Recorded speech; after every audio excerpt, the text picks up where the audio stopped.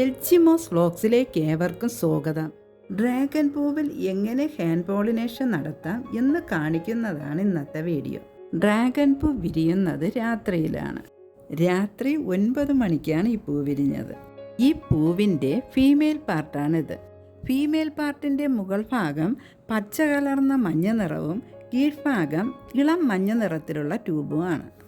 Female പാർട്ടിന് ചുറ്റും മഞ്ഞ നിറത്തിൽ ഹെയർ പോലെ കാണുന്നതാണ് മെയിൽ പാർട്ട്. പൂമ്പൊടി ഉള്ളത് ഈ മെയിൽ പാർട്ടിലാണ്. ഈ പൂമ്പൊടി കളക്ട് ചെയ്ത് ഫീമെയിൽ പാർട്ടിൻ്റെ ട്യൂബിൽ വീഴത്തക്ക രീതിയിൽ ഇടണം.